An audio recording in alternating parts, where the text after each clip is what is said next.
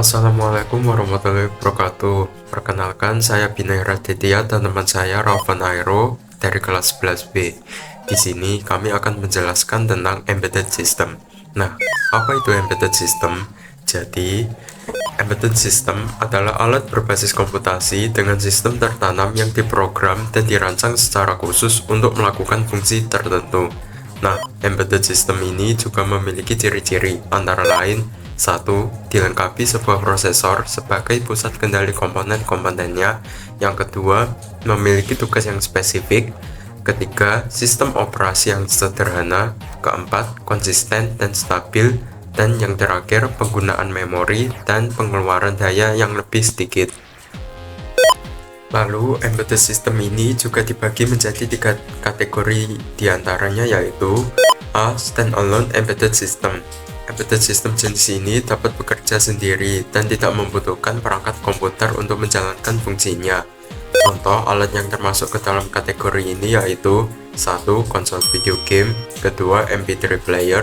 Ketiga, kamera digital. Keempat, televisi, dan lain-lain. Yang kedua, real-time embedded system. Sistem dapat dikategorikan sebagai real-time apabila sistem dapat memberikan respon secara langsung dalam periode waktu yang spesifik. Contoh alatnya yaitu lampu lalu lintas, mobil elektrik, CCTV, dan sebagainya. Yang ketiga, network embedded system. Sistem embedded jaringan ini menghubungkan jaringan dengan antarmuka jaringan ke sumber akses. Jenis jaringan yang terhubung bisa berupa local area network atau LAN, wide area network atau WAN, atau internet. Contoh alatnya yaitu ATX. Nah, dari sekian banyaknya alat yang disebutkan tadi, saya akan menjelaskan cara kerja embedded system pada mobil elektrik. Sebelumnya, teman-teman udah pada tahu belum apa itu mobil elektrik? Jadi, mobil elektrik adalah mobil yang digerakkan dengan motor listrik. Mobil ini digerakkan oleh energi listrik yang disimpan dalam baterai atau tempat penyimpanan energi lainnya. Jadi, teman-teman, mobil elektrik ini termasuk ke dalam real-time embedded system, karena sistemnya harus dapat merespons situasi waktu dengan cepat dan akurat.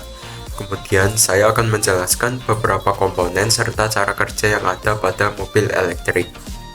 Yang pertama ada baterai traksi.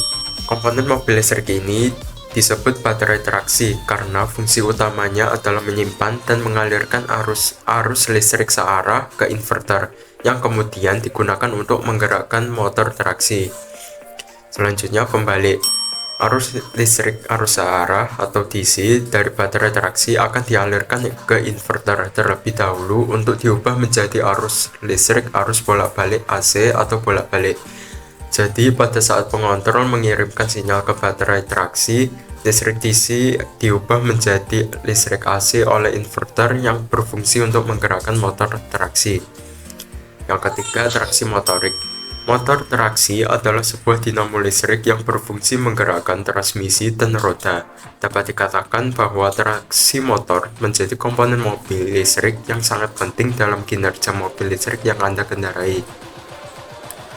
Yang keempat, pengendali. Salah satu komponen mobil listrik yang utama yaitu controller, yang memiliki fungsi utama sebagai pengatur daya listrik yang tersalurkan dari baterai menuju inverter. Kemudian, penggerakan motor traksi.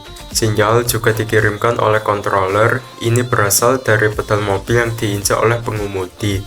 Pedal mobil juga mengatur berapa banyak tekanan maupun frekuensi pada motor, sehingga mempengaruhi laju mobil. Berikutnya, baterai tambahan. Mobil listrik ternyata memiliki lebih dari satu baterai, yaitu tambahan daya listrik dalam bentuk auxiliary battery. Komponen ini berfungsi sebagai tempat penyimpanan dan penyedia arus listrik untuk menghidupkan aksesoris mobil yang bukan termasuk komponen utama. Selanjutnya, pengisi daya. Cara kerja charger adalah mengisi daya baterai dengan arus listrik AC dari PLN, lalu diubah menjadi arus listrik DC yang disimpan di dalam baterai traksi. Selanjutnya, sistem thermal. Komponen ini berfungsi sebagai pendingin mesin mobil. Ini juga termasuk menjaga suhu motor traksi dan berbagai komponen-komponen listrik lainnya.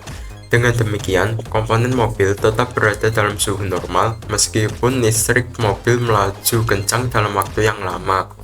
Yang terakhir, konverter DC. Arus listrik DC yang diperoleh dari baterai traksi bersifat tegangan tinggi, sehingga diperlukan konverter DC untuk mengubahnya menjadi arus listrik bertegangan rendah. Tujuannya agar listrik tersebut bisa dimanfaatkan oleh komponen listrik mobil listrik lainnya yang membutuhkan bertegangan rendah. Terakhir, DC converter juga berfungsi sebagai alat untuk mengisi daya listrik pada baterai. Sekian penjelasan dari kami, kurang lebihnya mohon maaf. Wassalamualaikum warahmatullahi wabarakatuh.